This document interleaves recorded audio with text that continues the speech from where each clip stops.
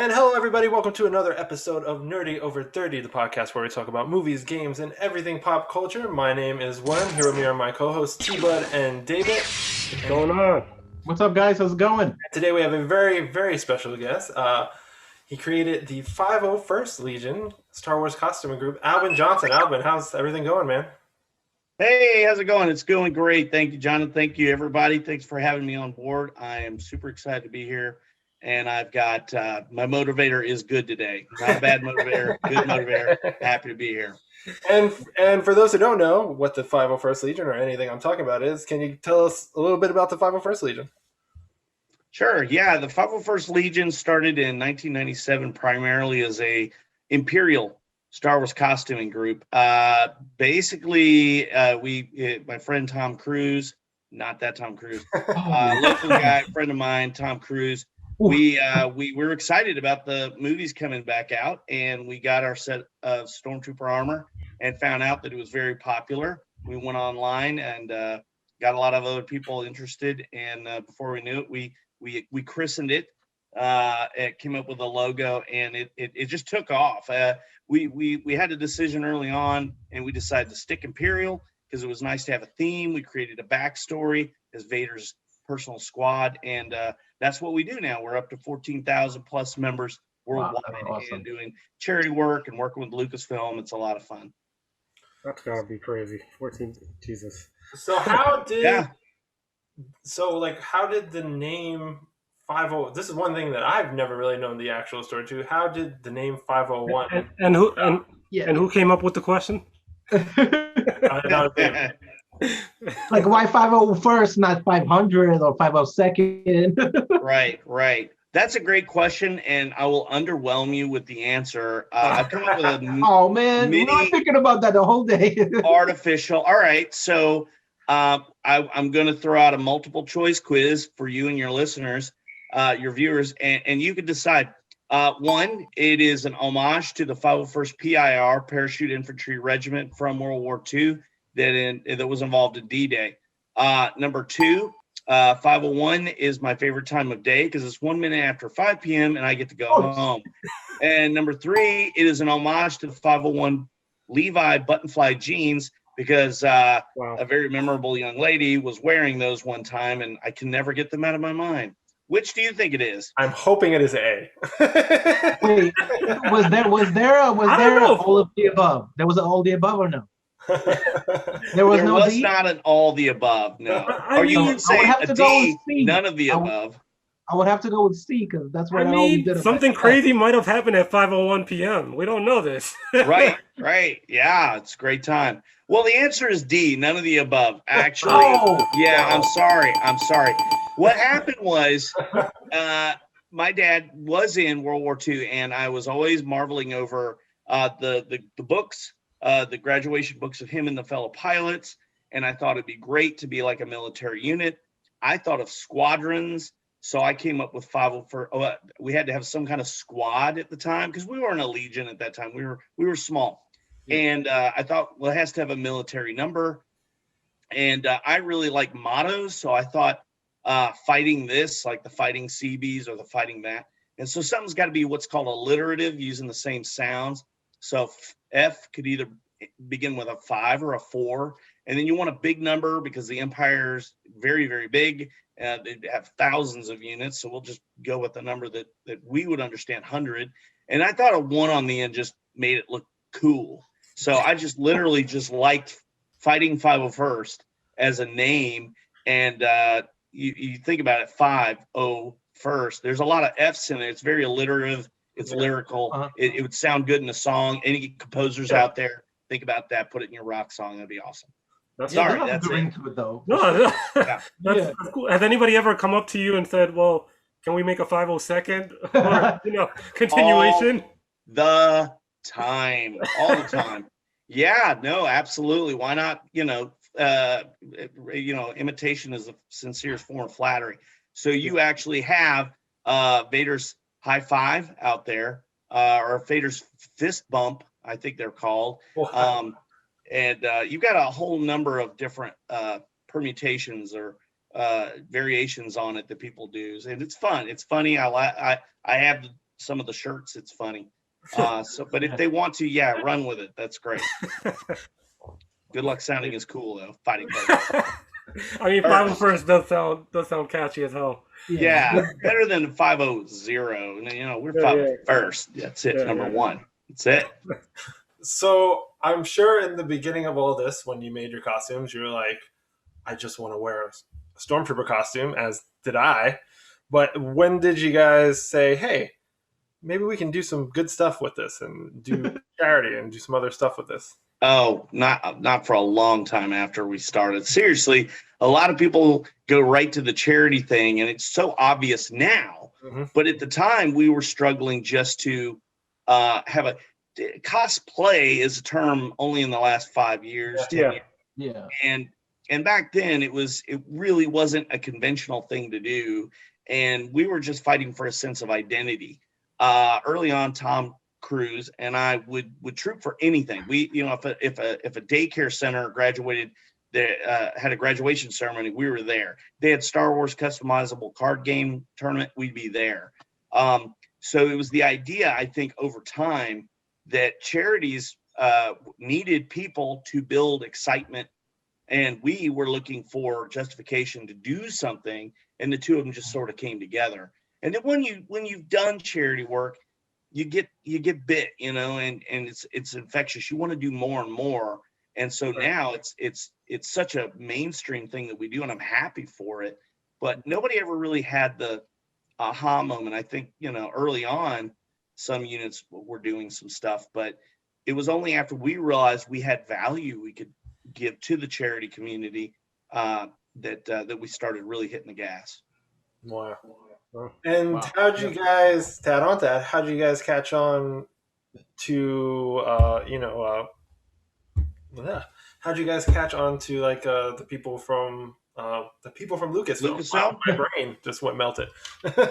From who? Lucasfilm? Yeah, exactly. Okay.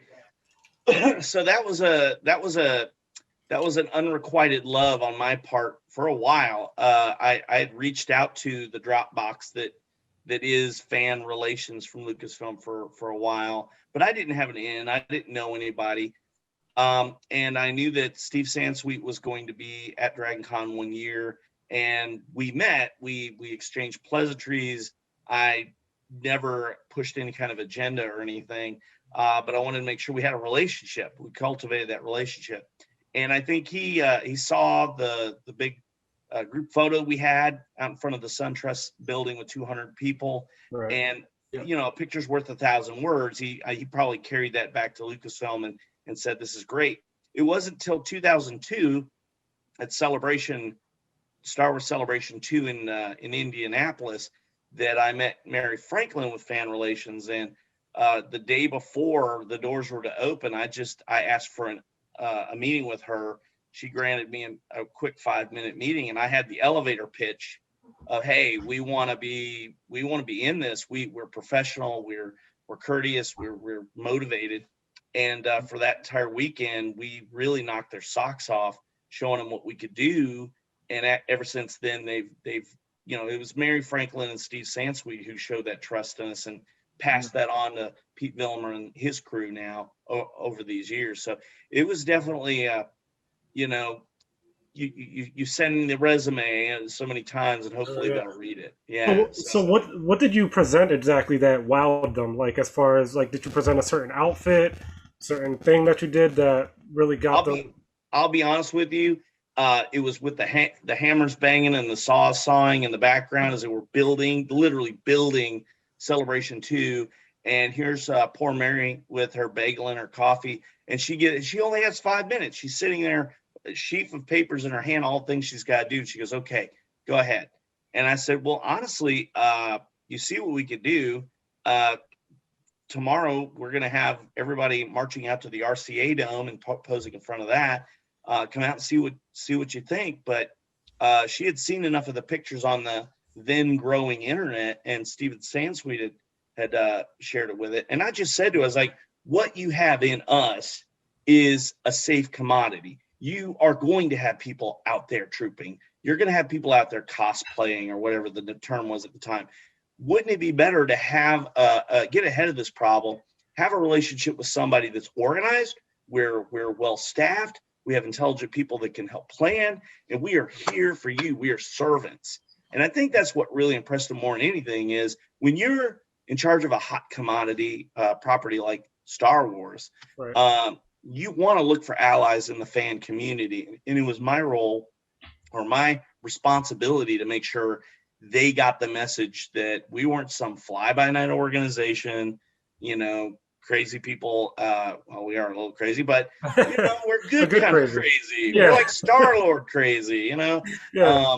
Not Deadpool crazy, a little bit. But anyway, I think what people don't understand is Lucasfilm is very much a throwback to the old way of doing business when relationships meant something, and that's you're losing that now with a lot of companies. But Lucasfilm is all about those relationships, and that's it. That's all I got to sell it. And they had to know that you were taking it seriously. I mean, yeah, it was obvious that Star Wars was a big deal to you, so it's like it was evident that it was important. So and it's crazy, and it's crazy to see how that relationship has grown throughout the years. I mean, like I mean, because of the 501st, I've gotten to experience things that I would never have gotten to experience. I've been on, especially being in New York, I've been on commercials and Good Morning America, and I've David is name dropping so many actors. He's name dropping. But it's something that I do really thank you guys for starting this, because it was definitely got to do a lot of cool things. And the longer I go on, the happier I am when I hear those things, because what it's about is not, hey, 25 years next year, Al's still doing the same old thing. I wanted to create opportunities for other people. I had good times, and I will have good times. But it's such a big table. There's seats for everybody. And I'm so happy. For sure. I mean, I've gotten to do, there's some things I can't even talk about because I've signed papers that I can't talk about. That's been amazing. But how was it? Communication back then was a little different, as you know. We didn't have this whole Instagram thing and everything. How did you the startup? How did you get the word around? Because obviously we didn't have what we have today. Beepers. A lot of beepers. We were yeah, we were absolutely the typewriter. We were faxing each other. It was great. Yeah, we Nintendo'd each other. It's funny you should say that. It's funny you should say that's such a profoundly insightful question, because at the time we are an internet-based. I've always thought of ourselves as an internet-based club. That's what we are. Right. And it's no coincidence that right after my car accident and I was laid up for a year, I really started working on computers and figuring out what this new internet thing was. And GeoCities, if you even remember what that was a free website. Yes. And you could get out there and start these forums. And that's how it started. And the idea was with my little sad copy of Photoshop to riff off these ads showing the different costumes and really playing up the backstory. That's the other thing about Star Wars fans is we're hungry. We're always hungry for a good story.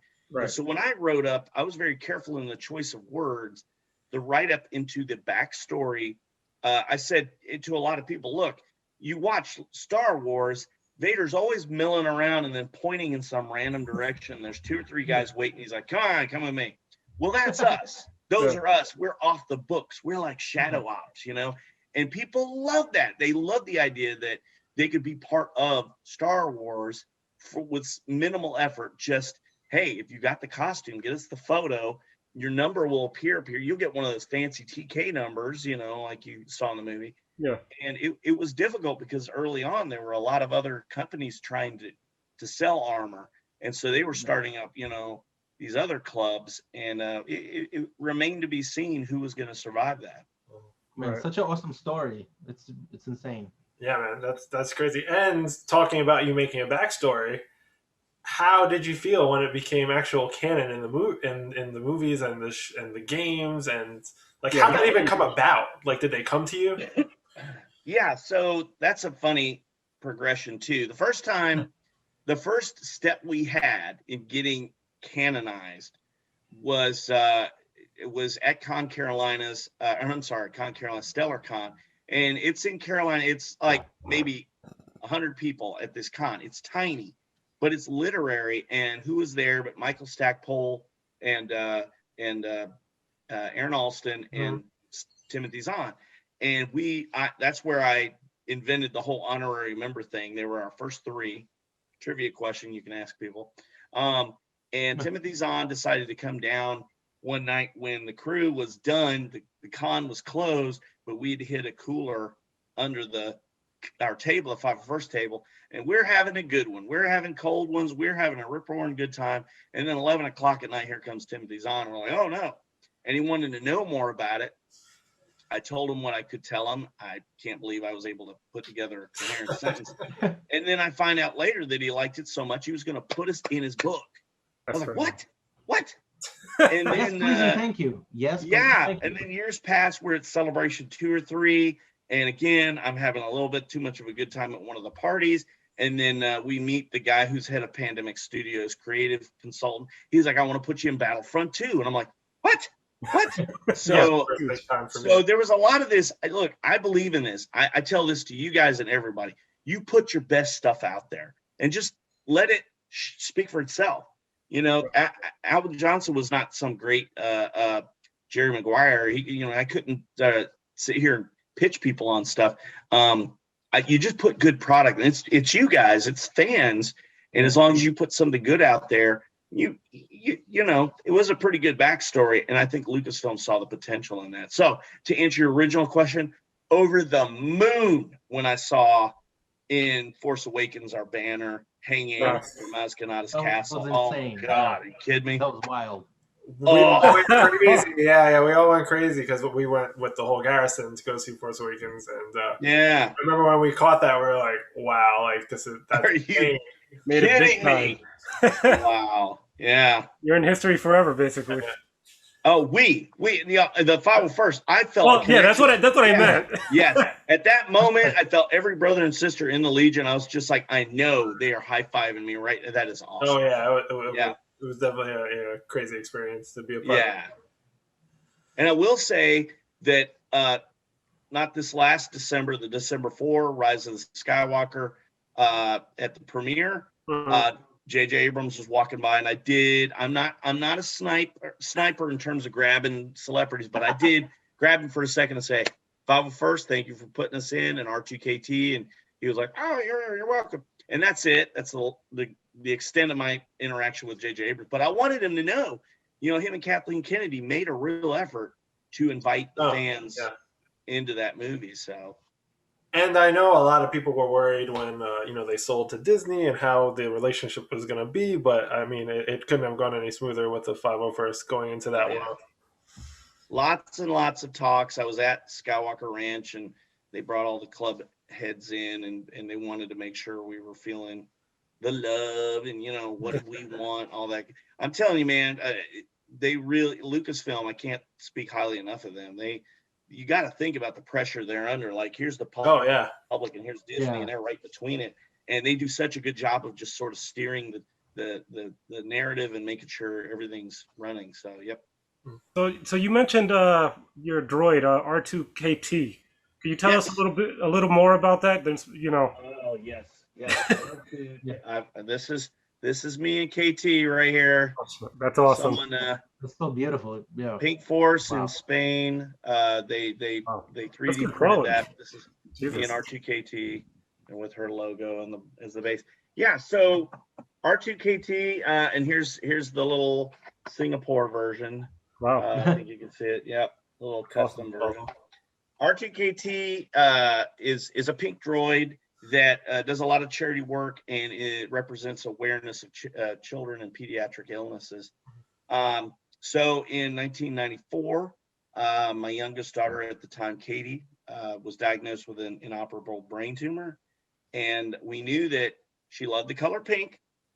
And when we went to go see Attack of the Clones, I think it was Attack of the Clones, when there's that scene, Padme is laying in her bed and R2's watching over, and then the big squidgy monster comes after. Katie was like, man, I wish I had an R2 unit to watch over me because I can't get out of bed very often. I was like, oh, are you kidding me? I got to make this happen. Right. And I made some phone calls to the R2 builders and started collecting parts, and they put the brakes on and went, Al, we like you, but you're not going to get this done in time. Send us all the parts. And these guys single-handedly within, I think, six to 8 months, put together a custom R2 KT, colored pink. Wow. And Katie's sister thought, well, it'd be cool if it was called R2 KT for Katie. And they shipped this to our house, and R2 KT was watching over my daughter till the day she passed. Wow. So right there, end of story. That's a beautiful story. Yeah. But it doesn't stop there, because now this is 15 years now this year that we have seen, because R2KT officially was unveiled in 2006. 15 years where wherever she goes, R2KT, people have a special connection and to that story, and they gain hope from it and inspiration. It's pretty beautiful. Wow, that's huge. Yeah, I saw like a little clip, of your droid going to various hospitals, kids' reaction. That's an amazing experience. I mean, it kind of it touched me just seeing that. Like, oh yeah, it's very profound. Yeah, it's unbelievable. Yeah, well, and the children. Oh no, go on. I'll say the children's visits are particularly cool. I know one time I was in full trooper armor operating KT. There's a little girl who couldn't move or talk. She could move her hand, she could talk, and you realize when you're operating a droid just how talented those puppeteers and droid drivers were in those movies, because you have very little to work with, and just for that interaction with that little girl, it was profound. This little girl was reaching out, and she just enjoyed the soft beeping, and I just timed the head movements just right. So yeah, those kind of moments are real, and I think that's why a lot of people do the hospital visits, because it'll change your life. No, yeah, doing that. Yeah, my first hospital visit, I remember my whole garrison prepared me. They're like, "Get ready, because you're gonna be crying, and it's a good thing you have a helmet on." Yeah, exactly. Yeah, I can't even imagine that for sure. Yeah, that's but it definitely is a great humbling. Yeah, of course. Yeah, I mean, to make that kind of an impact on a child's life is huge. Yeah, and because you are Star Wars. As far as they know, you walked in and boom, Star Wars is there. Yeah, 100%. So Angie Mayhew, Peter Mayhew's widow, right after he passed, we went to a hospital visit, and it was with a costumer in his Chewie, and it was amazing to see Angie lighting up watching this guy. And I remember him just going into a kid's room and sitting on the daybed, and this kid's like, "Oh my God, Chewbacca's in my room." So you have the opportunity to be Star Wars, and that's something we just take so seriously. Yeah, of course, as you should. I mean, there's some diehard fans, and I mean, Star Wars is endless. Everything Star Wars. I mean, that's where it all begins. That's right. And the other thing I love about this story about the story about R2KT is the how the whole garrison, the whole 501st comes together to help a member out or to reach out to a member, and that's amazing too. You can go anywhere in the world, and you have brothers and sisters everywhere. That's awesome. You are right. Yeah. You are right. And I tell you, I was humbled that I had spent so much time. At that point, when Katie got sick, we had already started the charity work, and I was pretty full of myself going, yep, I'm able to help all these poor slobs and their poor situations. As you should be, though. And then suddenly I'm the guy, and it's very humbling to realize firsthand you get to see just how much that community will come together. It's beautiful, beautiful. That's awesome. Absolutely. Wow. And did you take a long time afterwards to go back out and be with everybody? Because I'm sure tons of members, they wanted to see you after that. Yeah, I had to. It's funny you should say that, because, and this is an important sidebar for anybody listening in fandom. We're all human beings. Grieving is different for every person. There's no right or wrong way to do it. For us, we had to go right into Dragon Con the very month after Katie passed. And the reason somebody suggested we do it is, A, you need that closure. B, you need to hug some necks. And C, those people need to see you, because they didn't get to be at the funeral and everything. So, oh man, within 30 days, we were back on the treadmill again. And, it was good for us, because we needed We did. We needed to get back there and feel that love and be productive again. So Just get yourself out there for sure. Yep. Yeah. And it's also great that she gets to live on because she has also been in the movies, R2KT. Yeah. Been in the movies. Yep. Yeah. So How that did was that it. feel? Oh man, I tell you, it was crazy. One day I get an email saying from Mary Franklin, and she was on her way out, leaving Lucasfilm. But the last thing she did was fire off an email saying, I know you've got a press kit on R2KT. Get me everything you have. I'm meeting with Kathleen Kennedy. We're going to see about getting her in the movie. Wow. What? All right. So I'm like, let me get all the stuff together and get it out the door. And, then there's waiting, there's waiting, and there's waiting. And then suddenly there's okay, in 3 days, we need her at an airport getting it. What? Well, I had no idea. We got to get her fixed. And we got a giant pink crate we had made for her, and we shipped her off to England. That was it. We didn't hear from her or anything for a year. And then suddenly she shows up again. Yeah. And we were like, okay. And we opened the crate, and there she is. And the controller said, episode 7. That's all it said. Episode 7. I'm like, oh, this is crazy. Yeah. And somebody left a lead pipe. And I don't know if you've ever been in stage crew, but there's a lot of goofy things that you have to prop things up. So I have it in my garage. I like to believe it is a screen use prop because it was probably holding something up or something. And so we were like, NDA, you can't say anything about it until somebody decided to release a featurette at Comic-Con showing the creature shop, and somebody was going through the creature shop with the camera, and just for a second you catch KT out of the corner of the eye, and someone, man, the phone just blew. Like, hey guys, what can I say? They go, okay, the cat's out of the bag. You can tell me she's going to be in it. And I'm like, oh my God, that was so funny. So, there she is. Do you think that little snippet was intentional, or was that an honest mistake? Yeah. You know how it is. Gotcha. Little bait right there. Yeah. Okay. Now are you excited? Just like the first one's free. Oh yeah. Star Wars fans are going, yay! I think you're on to something. Yeah. I think that was. Yeah. I mean, it's good marketing. Yeah. It's pretty calculated. And when did you get the call that she was going to be in Clone Wars?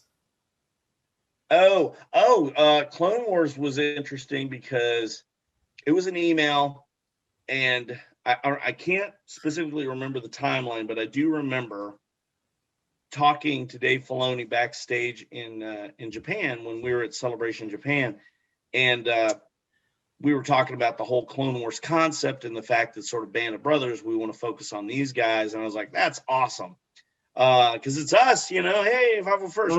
So we get to see what I see, the trooper. I like the idea of the everyman soldier sort of thing. But they proposed the idea via email. I don't think it was in person.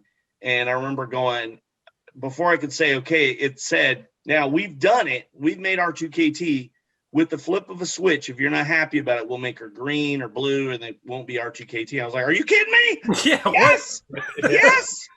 100 times yes. So yes, please. I thought you were gonna tell me that. I thought you were gonna say that they labeled the droid with the Clone Wars logo or something like they did with Episode 7 again. Yeah, exactly. Yeah.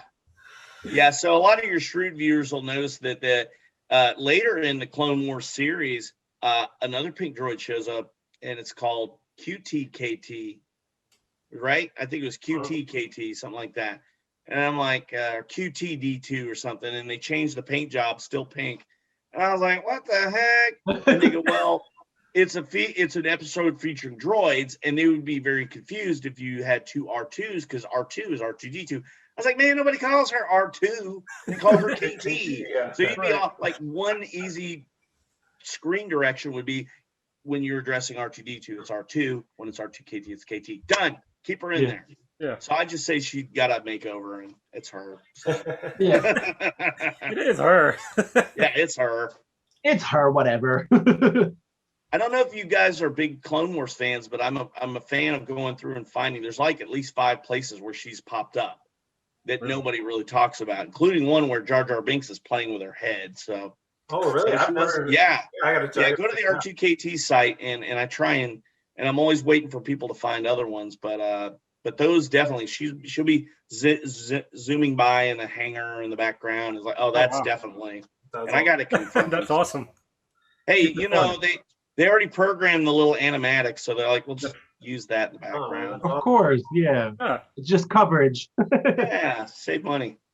So, curious, what were you doing before Star Wars? Like, what? I was a loser. I was just a complete loser. No. What's I don't know if you guys are like what is it, nerdy over 30? We're all over 30, I guess. Yeah. I don't know if you're Absolutely. quite, nifty over 50, but Hey, you might be onto something. that generation had a long dark period between the end of or the release of Return of the Jedi and the Phantom Menace, or the re-releases. Mm-hmm. And really, Timothy Zahn was the one keeping things alive, and some of the other ones with books, Alan Dean Foster and the like. So everything went in the attic, I hate to say, and there was no Star Wars fandom for years and years. Right. And that's why the re-releases just made everybody go, oh my god, I remember how cool it was to see Burger King glasses and all the stuff in the media. It was gone, and then suddenly you're like, oh my god, Taco Bell has all these cool cup toppers and stuff. So for about 20 years there, it was like nothing, and then boom, it was all back. Crazy how all of a sudden Star Wars is like so mainstream compared to back then when it first came out. They were like, in the beginning, a lot of people were like, oh, you like Star Wars, this and that. I mean, I've always liked Star Wars, but you know what I mean. Like the general public was not. Yeah. I think because of Star Wars, they created the mainstream word. Like, because it doesn't get any more mainstream than Star Wars. So that's like it. Well, it's crazy. It wasn't even that long. I mean, I've been in the 501st for 9 years now. When I started, it was before the new movies. And I think it was me and one other guy who joined the ECG. And we were like the first two members in a while. Like, they didn't get members like they did. And then when the new movies came out, members just started rolling out. You get members all the time now. It's crazy. Those youngins. Yeah, those whippersnappers. So what movie did you see like the biggest like change in your memberships? Like the biggest like what was the movie that got movies? Oh, it's always the movies. Man, we're so predictable. Disney knows what it's doing, man, because the most sustained growth or member retention we've had has been in the last, 7 years. And that's because you have constant offerings available, whether, now it's the Mandalorian, but before that, it was like, Rogue One and Solo, and then Bing Bang Boom, the other movies, and the Clone Wars. And so they have found a way to stay relevant on the radar consistently, and I don't think it's going to change for the good. So I think our membership's just going to plus you got to remember there's a lot of younger kids now into the Mandalorian and stuff, and they're going to come of age and want to join. So you think that came from Disney? Isn't that like the Bad Batch that it's coming out soon too? That's gonna be crazy. So can we expect? I'm not sure if you can answer this, but can we expect more KT? You don't have to answer that. What's funny is I signed the paperwork, and we had a talk a long time ago, and I said, look, you can use KT anytime you want. And they do. She pops up in merchandising all the time, sometimes in the European market. I was in Singapore a couple of years ago, and people came by, and I was autographing stuff, and they brought out stuff I'd never seen with KT in the Asian market. There's stuff in the especially in the UK that pops up, little cereal box things. One time I was in a McDonald's, and I was pulling the C-3PO sticker dispenser out, and there was pictures of KT on it. So I have no idea. The only reason they even told me about Phantom Menace or Force Awakens was because they needed her. But who knows? I mean, I'd said as long as you don't plug the whole Katie backstory without it being for charity, then you can do whatever you want. Yeah, why not? Same thing with 501st. You know how many times I go into Target and I'm like, hey, this is cool. I didn't know about this. I am not consulted on any of that. Trust me. So, boy, that's awesome. So I mentioned before that I've gotten to do a lot of cool stuff being in the 501st. I'm sure you've gotten to do a lot more cool stuff than gotten to do. What are some things that stand out that you've gotten to do over the years that you're like, wow, this is amazing? Well, I mean, I was really, really proud of being part of that meeting at Skywalker Ranch about 3.5, 4 years ago. That was very flattering, and to be able to have front row seat to a lot of the merchandise they wanted our opinions on the clubs. Marching with George Lucas in the Rose Parade's probably right there at the top. I mean, Wow, yeah. I mean, it's not often you're told you're going to have 5 minutes with the man. Yeah. And I don't know if you've got a speech prepared in your mind. I did not. And I made a fool of myself. Yeah. But there's that. I've been all over the world. That's less to do with Lucasfilm. Well, sometimes with Lucasfilm, and a lot of times the Garrisons had me out. Yeah. Just all kinds of stuff. Yeah. 2007 being in the Rose Parade, and then San Diego Comic-Con for the release of R2KT as a figure, and just one thing after another. It was amazing. So, like, what was your favorite place that you went to? Like around the world. You said, what was the like? Man, you're gonna make me go on record. You're gonna make some people mad. What do you mean your favorite place? What about us? I mean area. Okay, area, country, state. Pick your favorite child. Just say a free to fit. Well, I will just mention a happy memory, and we'll say that it's one of the many happy memories. Let's give a shout out to the German garrison. Not only did they have me over there for a week and a half before the first Celebration Europe, but they actually had my wife and myself and my friend Dave Anderson, who's a trooper down in Florida, part of the 501st. In a castle. They had us in an actual castle, and they actually took me through an entire knighting ceremony and gave me a sword, and I have it hanging on my wall of I am a German knight now, I guess. Did you have a throne though? Yes, they have a picture of me sitting on my throne, whatever. And I was Well, like, that's yes, where it all yes. counts. You got to show us that at some point. I gotta find that. I'll send you guys a copy of that. It's really that sounds great. Just Germans stupid. are crazy. Yeah, it was fun. It was a lot of fun. Awesome. So again, it's crazy how much this thing has grown. Like, how does it feel that you created something and now it's like, at this point, pretty much beyond? It's huger than anybody at this point. The 501st. Yeah, like what do you see the future of 501st being? Yeah. It feels great. Obviously, it feels great. I tell people the takeaway when people ask me how it feels is I then ask you if you have a stupid idea that nobody believes in, but you have a real passion for it, ignore everybody and do it, because that's what happened for me. Is I put a lot on the line to make this thing happen, and I got a lot of ridicule, but it worked. And the fruit of that is that everyone's having so much fun. I talk to my past self going, yes, go for that crazy idea.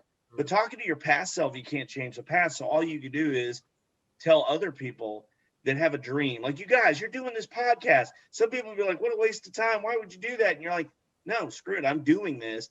And now you're making that dream happen. And it's because of you, but it's also because of all the hard work and everybody working on it. Same here. I take, this much credit at this point. It was hard work at the beginning, but now, of course, everybody's doing the heavy lifting.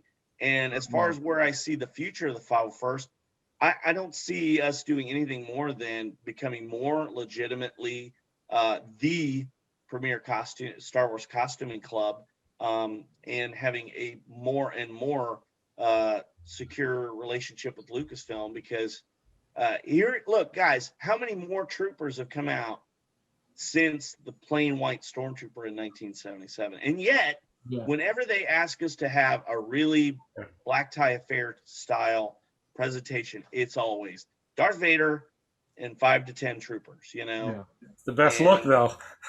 Yeah. I think the place is cemented, but we have a lot of responsibility to make sure that we stay relevant and that we stay a welcoming place for fans, and that we have something we can offer. And as long as we keep offering, I think we're going to be around for a long, long time. Oh, absolutely. Yeah. For sure.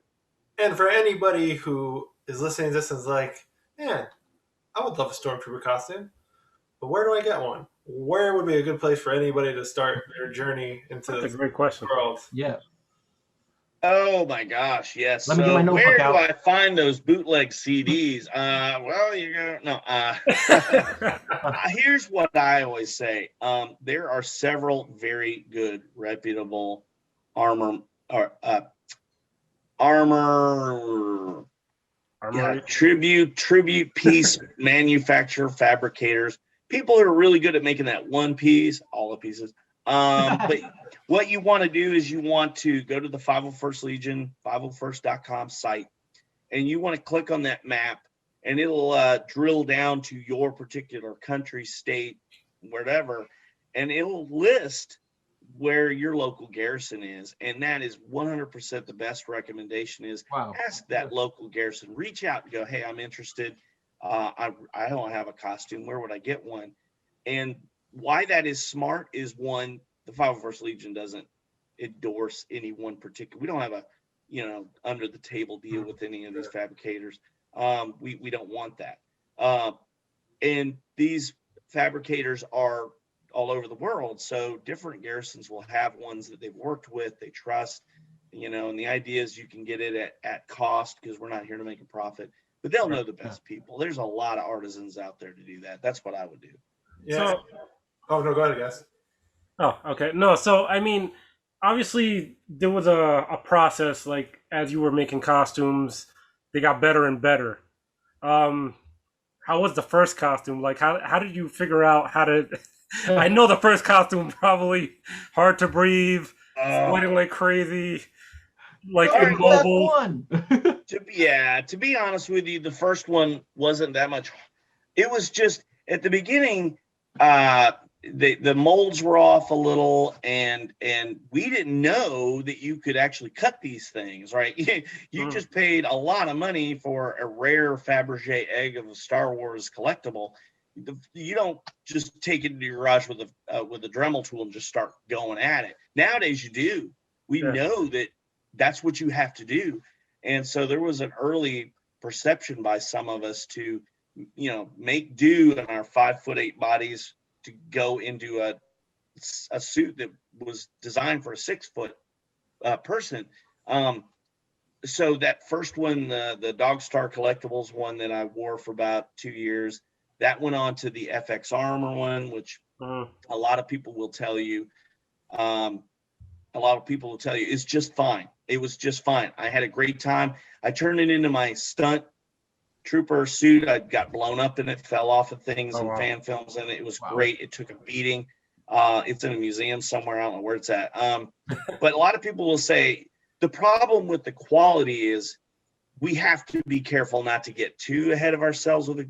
You get a lot of members that get kind of turned off by the idea that, oh my God, I got to fix this one little button. No, it doesn't matter. It's good enough. And here's how I know it's good enough. Even though FX Armor is 1,000 years old, there's four outfits of FX in that Mandalorian episode from season 1. There's 4 of them in there. Wow. Yeah. So anybody who wants to get snobby about costume pedigree, my idea is I call it the 8-year-old rule. If an 8-year-old looks at you and goes, "Oh my God, that's a stormtrooper," you're good. Very true. That's a good rule, actually. Winning. Yeah, if you disagree with me, I'll take you on a down memory lane of all the actual shots that made it into movies where things are falling apart and not up to par. So I think a lot of people take the cosplay a little too seriously. I'm about the experience and having fun and contributing. So I mean, at this point, our costumes are better than the ones they used in the original movies anyway. They were just meant for a scene or two, and then they fall apart. Right. So we had to do things to make them stay on longer anyway. Yeah, that's right. Yeah, there's a famous scene in New York where we inducted Mark Hamill. My wife inducted Mark Hamill, and it was the convention in Nyack, Nyack, New York, where we came on stage in our armor, and Mark Hamill went nuts, going, "This armor is so much better than what Harry and I had." I mean, and he pantomimed how they'd, be bow-legged, walk around the set, and had to sit on sawhorses. And he's like, he's eyeballing every segment of the costume, and is jealous because he can see that it's superior in functionality. So you're absolutely right. It's a lot better than it was back then. Wow. And then for the people that don't know, there were a few members from the 501st who were lucky enough to be in Mandalorian season 1. I was actually curious about that, but good to know. Yeah. So first of all, I didn't know anything about that. Second of all, I was in an IHOP in LA a couple of years ago, in the before time, right before COVID. And I remember sitting down with the CO and XO of Southern California Garrison, and the guy going, yeah, we're super excited about the Mandalorian thing. And I was like, the whole time I'm like, could have invited me. And he turned to me and he goes, I can't believe we didn't think to call you. And I went, oh man, I would have been on a plane. Are you kidding me? Well, and then he said, don't worry. I know the guy. Season 2's about to film. We'll call you. And then COVID happened. So during all of season 2 of Mandalorian, every scene where Stormtroopers dying, my wife's like, I know, you wish that was you getting your face. I'm actually surprised you weren't in that. No one wants to get punched in the face by Pedro Pascal more than me. Okay, that's my man. Kill me in any way you want. That's awesome. That's so awesome. Yeah. Yeah. Sure. So maybe one day they'll call me. Yeah. Hey, sure I have will. removable. Look, Pick up that phone call. Look, I could save you a lot in CG. Just blow my leg off. Lightsaber takes it right off. They've done it 100 times in fan films to me.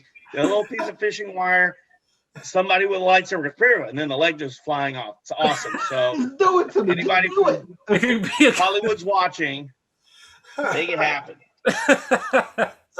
Take my leg green, and just chop it off. There you go. They could save money. Yeah, absolutely. Well, what is your favorite Star Wars movie? Now that I'm thinking about it. Empire Strikes Back. Ooh. Nice. Oh, yes. Empire Strikes Back. And I'm going to follow that with a very unpopular one. Very unpopular. I don't know, maybe popular. Solo. Come on. Solo. Wow. Where's the love for Solo? Wow. Oh, I know I'm going to get Really? another generation. Gentlemen, I had to live with no Star Wars. And let me tell you, those kids' books, the Solo trilogy, that was it. In the Lando book, that was it. That was mother's milk, and they hit a really good tone in that movie. Lando, though, you don't have to knock it out, dude. You don't have to knock it out of the park. Anything. Maybe I gotta rewatch it because it's If fun. they make a Lando movie, it was a fun movie. Yeah, it was I want a fun all the movie. Donald Glover. Yeah. Yeah, absolutely. Yeah. 100%. Now, Rogue One, epic. Why? Yeah. Because we needed that pathos. But it bookends so nicely with Solo. You've got the pathos, the grim determination. It's Dirty Dozen in space. And then what is Solo? It's what is it? What's it called? Smoking the Bandit. Smoking the Bandit and Dirty Dozen, man. 2 movies from my past. So yeah, I think All those right. were excellent. Albin, you're making me want to see it again. You're making me want to see it again. I feel like they knocked it out of the park getting Donald Glover as Lando. Obviously, they're going to bring him back. Yeah, but take it easy on the kid playing Harrison Ford or playing Han Solo. You're not going to get another Harrison Ford. Yeah. You're just not. Yeah. You got 50 Batmans and Spider-Mans. You can have 2 Han Solos. All right.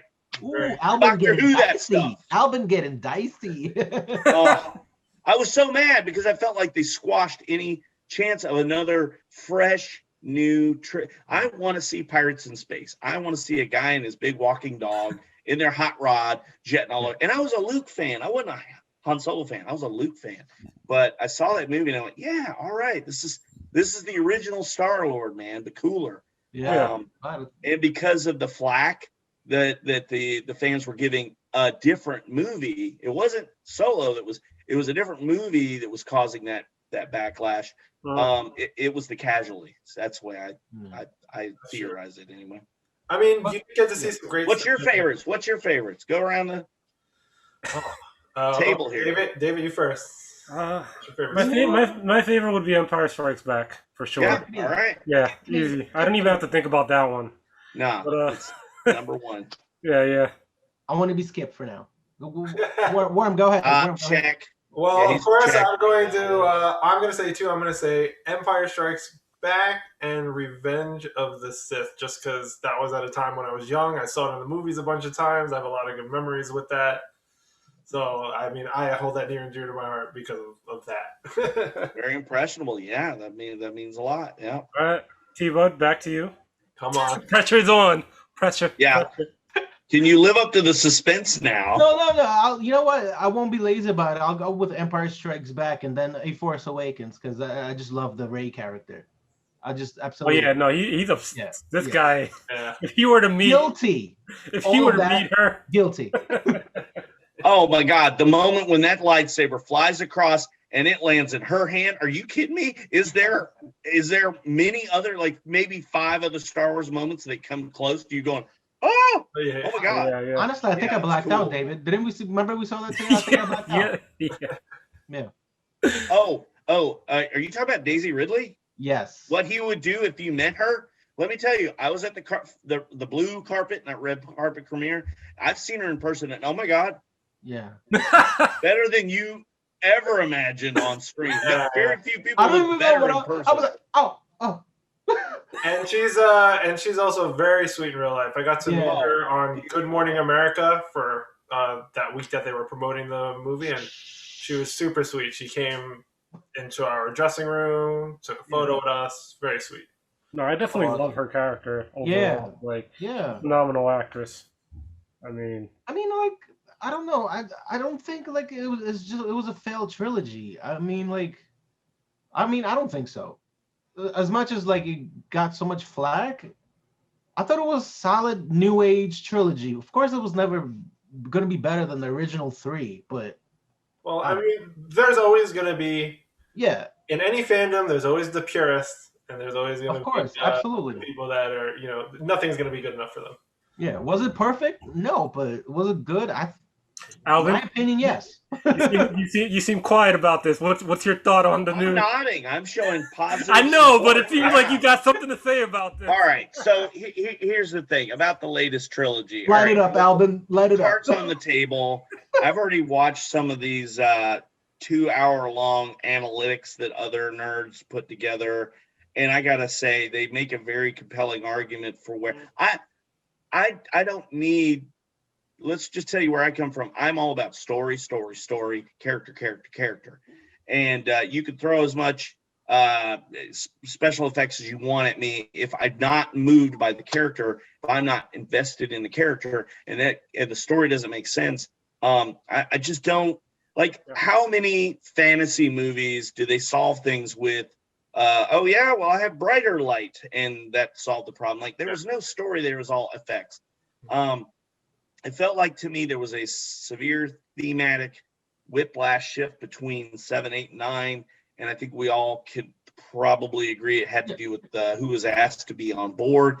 It was going in a certain direction. Force Awakens, it did a 90-degree turn. Yes. By the second one, and by the third one, they were trying to Kind of finish it up. retcon 8 out and go back to 9, and you can't. That's no fault of any actor. Look, y'all, it's just basic.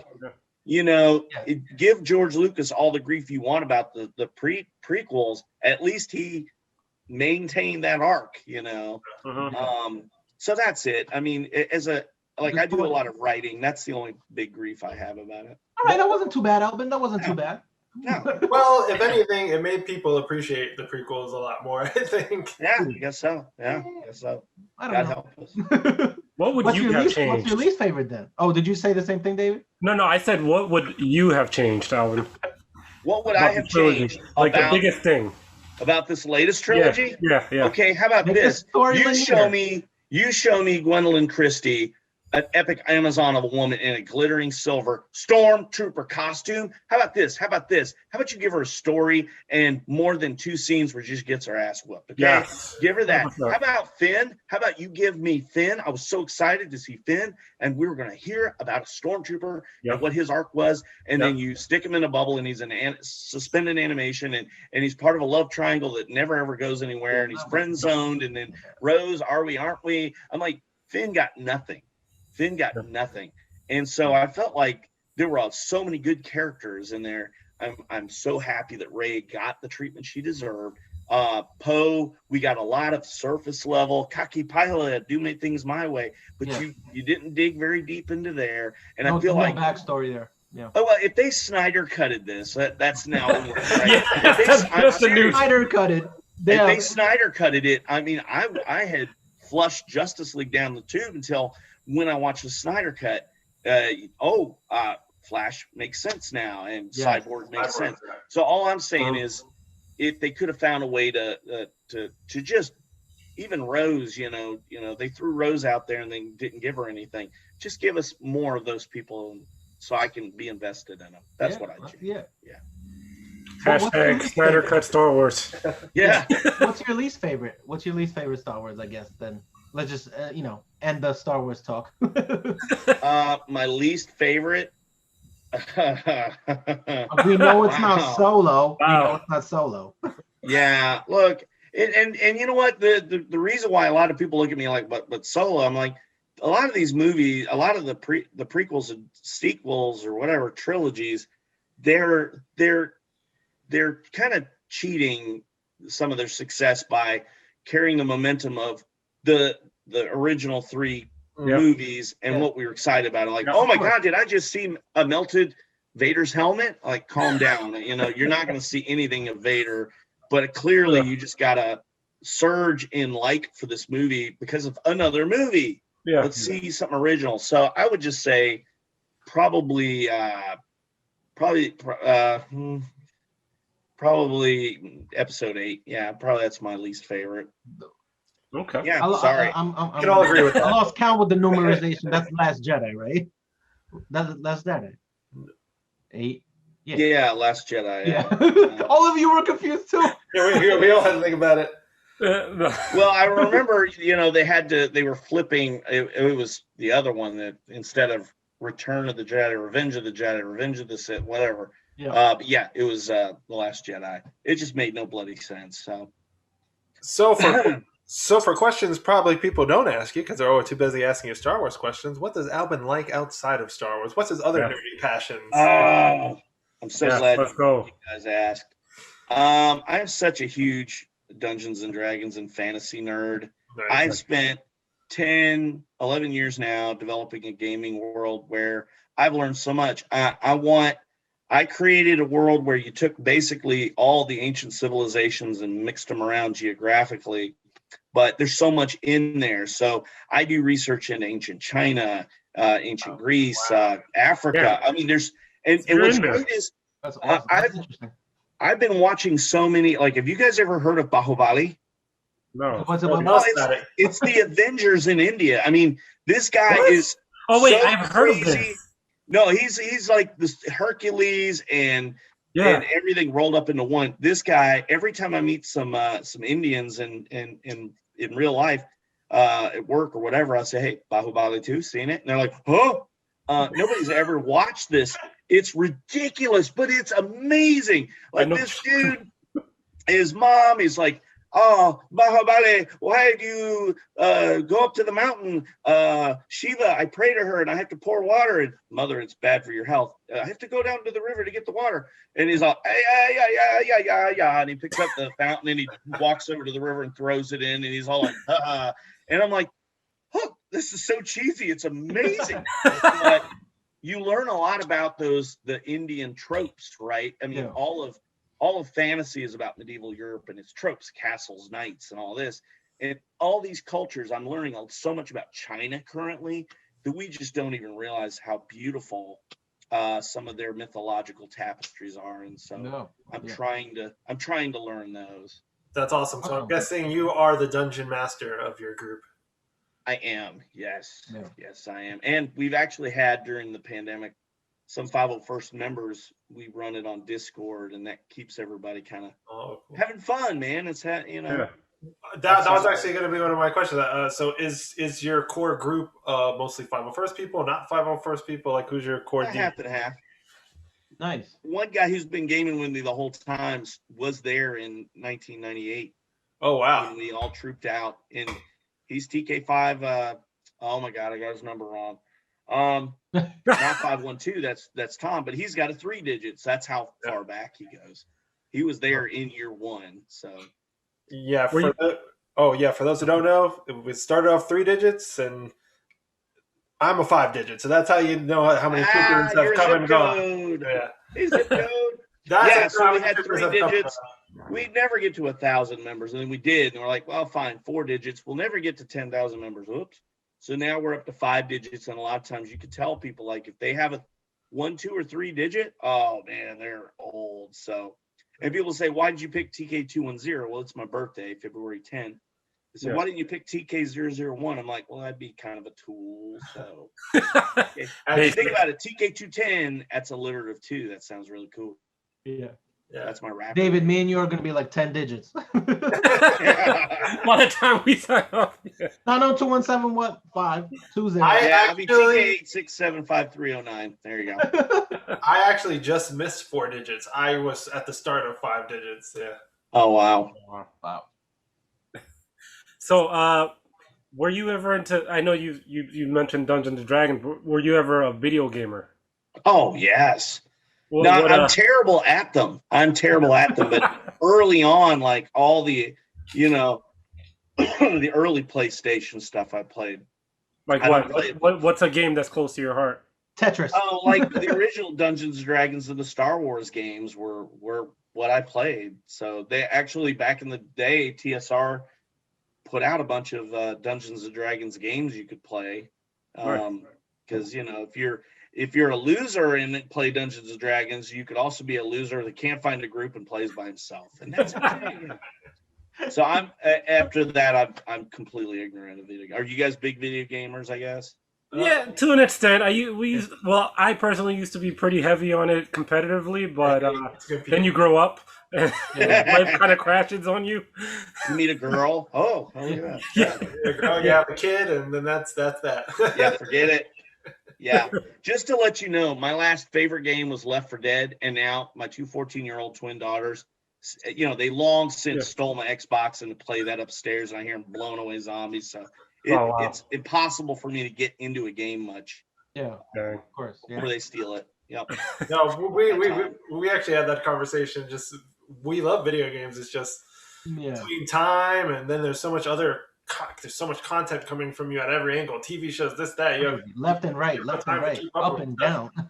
Yeah. So since Warren brought up TV shows, what shows are you into? Not Star Wars.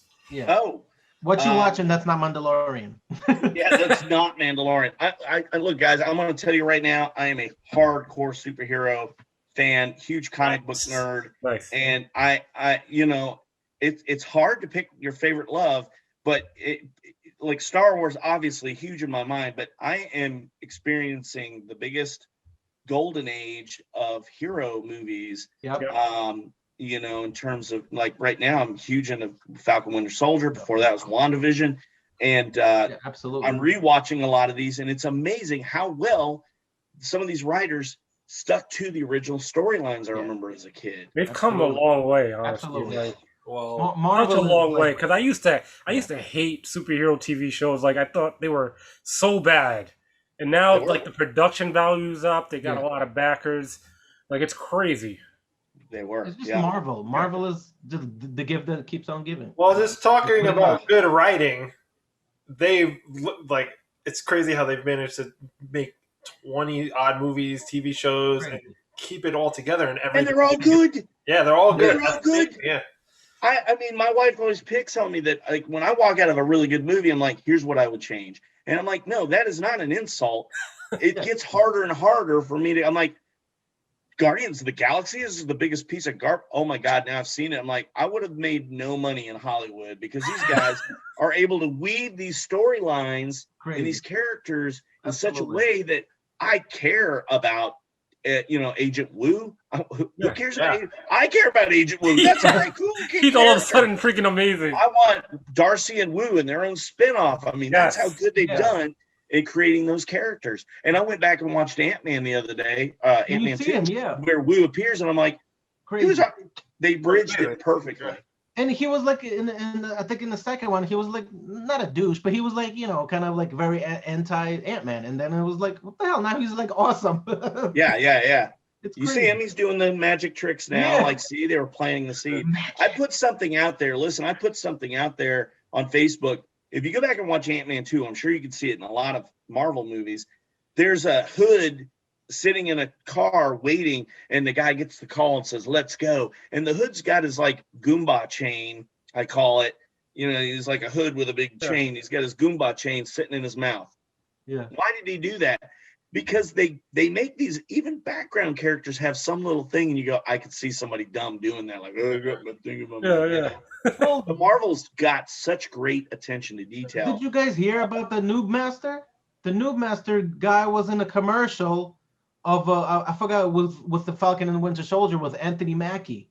That was Right. What was Noob Master 500 or something in Thor Endgame or Ragnarok?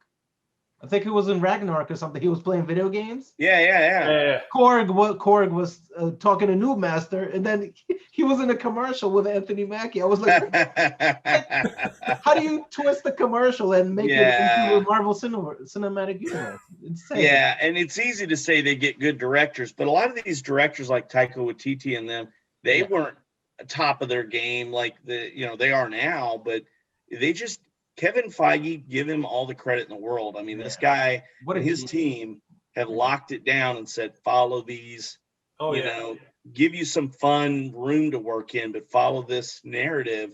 And I can't imagine the giant board at Marvel headquarters that they're tracking all this on. Started from Iron Man. And they just completely weaved it in everywhere. Hey, does anybody, I want to kiss Jon Favreau. Yes, thank you for the Mandalorian, but you started the MCU because I had no interest in seeing Iron Man. And then you made me love Iron Man. That's crazy. Well, yeah. I always thought, like, before Iron Man came into, the MCU universe, I always thought of him as like the background character. I don't know, like I thought he was like as relevant as Captain America to me. Like, meaning he was just the background character that fought the henchmen. Well, it's like he said, Albin, they've done a great job at taking, like, who cared about Vision and Wanda before these things? I definitely into the galaxy. Like, they've made all these B characters and made them A characters. It's insane. Well, Black Panther, he's like, look at Black Panther, what he became, and he was like, like a side character. He was another henchman fighter back in the cartoons. And now he's like larger than life. Well, Chadwick Boseman, but so it's crazy. So it's like what it became. Well, I hope Jon Favreau can do the same for the shows. It seems like they're giving him a lot of leeway to kind of do what he wants. So I hope he becomes the Kevin Feige of the shows for Star Wars. Him and Filoni, yeah, absolutely. Those two guys are dynamite together. Yeah. Oh yeah, crazy. Yep. And the best part about Filoni is he's like the old guard still, because he was still working with George, so he still has. That's right. One of the OGs. So on our last episode, we asked each other our top 5 movies. So, ooh. Sorry to lay it on you, Albin, but do it. You can't use 5 Star Wars movies. This is like top 5. Let's go. All right. Wow. On. Okay. Yeah. I can't not put a Marvel movie in my top 5. That's fine. That's fine. No, it's whatever you want to be. Whatever you want it to be. Well, I'm going through the decision tree here. I got to say, probably the movie that punched me in the gut, made me cry and laugh more than anything was Endgame. But if you were like to say Endgame, it draws off all of these other movies. I would say a good standalone would be First Avenger, Captain America: First Avenger. Yes. That's that's Marvel. My Marvel top 5 is the First Avenger. My bad. Yeah, and we all know the Star Wars pedigree that went into First Avenger. Anybody? Who's the director of First Avenger? No. Oh, T-Bud, you should know this. You're gonna have to school us, Albin. So I never thought of that one before. Go ahead, Albin. I'm gonna let everybody look this up. Look up the director of First Avenger, and then go look up what he is responsible for in the original trilogy of Star Wars, and it will make perfect sense that that Red Skull comes in and alludes to some trinket in the desert that the Fuhrer is looking for. Oh, He was so part of the original trilogy and the Raiders movies. I'll let you look it up. But that he brought old school Star Wars sensibilities to a World War II classic. And remember, Star Wars is basically a Western, but also a World War II movie. Wow. Yeah. So, yeah. Hey, Albin, let me shake your hand, Albin. Yeah, there we go. Yeah. So yeah, first Avenger. I would say let's put Fellowship of the Ring, because it, to me, it's that beginning. My late daughter Katie, she knew she wasn't blonde and she wasn't going to be tall, and she fell in love with the Hobbits because they had curly brown hair. And when I met when I met the actor, Sean Astin, and told him that, we had a good hug together about that, because and it feels like a Dungeons and Dragons adventure, because they're all going off and getting killed off and finding maps and doors. So yeah, Fellowship of the Ring. I'm gonna say Saving Private Ryan. Yes, wow, that's amazing. Jesus. I've never been more scared in a war movie in a theater than when some of those 88s opened up and they're in the town. And I've actually been a World War II reenactor for a couple of years. Wow. And when you are in a tree line and they fire, I think it's an MG-42, the German machine gun, you really do want to just pee yourself. And they captured that drama so well. Saving Private Ryan. Crazy. The first 15 minutes. Oof. What's that? The first 15 minutes of Saving Private Ryan. Yeah, you're tired after that. You gotta keep watching this. I was like, is this the end of the movie, or can I just I'm gonna throw a curveball at you guys and make you watch this. Almost Famous. I love great movie. Almost Famous. Yeah. Somebody seen it? Yeah. Absolutely. I'm the only one that hasn't, but I'll check it out. There's something. Hey, this is all happening. All happening, man. It has one of the best lines in it is when the guy says, "Look, man, you're not cool. I'm not cool. You're not cool. Yeah. But let me tell you, when somebody sticks by you, even when you're not cool, that is the only real currency in a morally bankrupt world." I'm like, damn.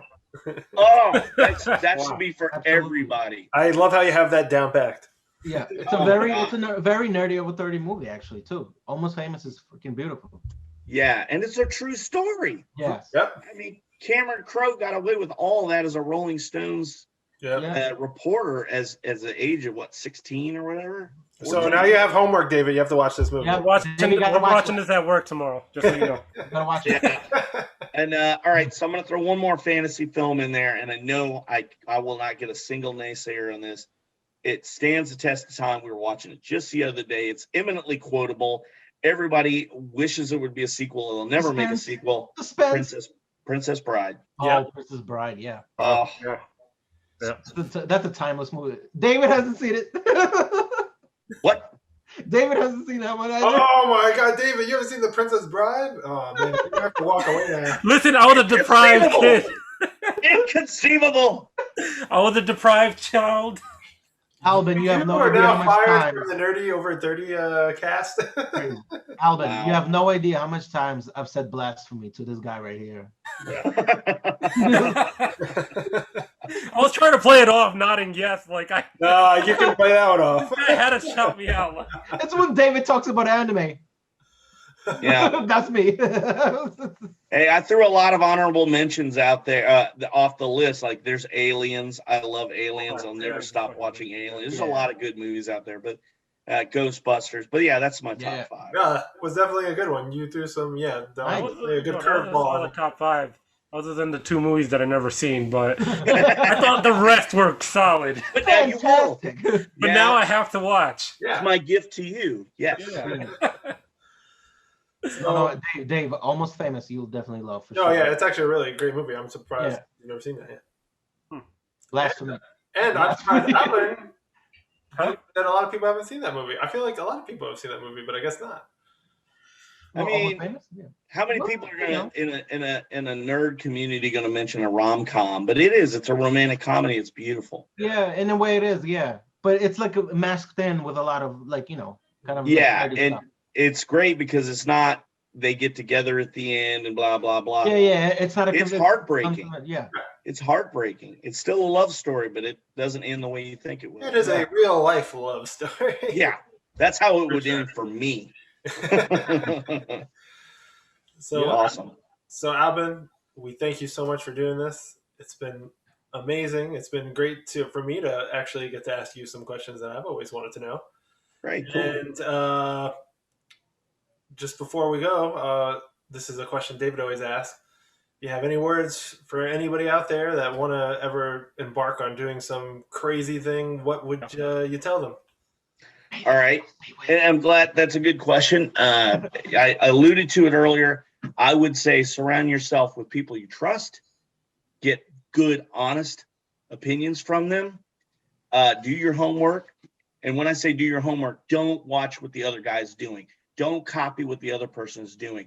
Ever since you were a little kid and the first time you saw something and went, wow, you've been gestating something inside you that is unique and an agent on the world. It has agency over the world that's unique from anybody else. Listen to that. And, of course, you want to swing for the fences. You don't want to go so far as you do anything to hurt your health or others. But, I mean, put it all out there.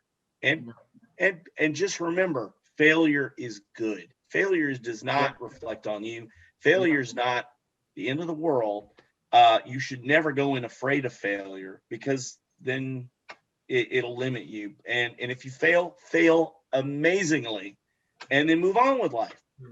Yeah. I failed 1,001 things if I will first just happen to be successful. So fail away. No, thank you. That's definitely some advice we can take forward doing this podcast. Absolutely. Oh, yeah. To succeed, you got to fail. That's all it is. That's it. Yeah. Never be ashamed. I would give all my chips on the person trying over the person who's working out the perfect way to do it. Go with the person who's just doing it.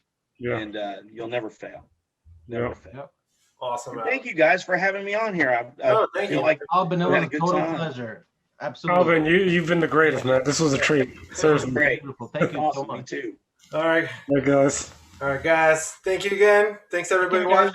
Peace out.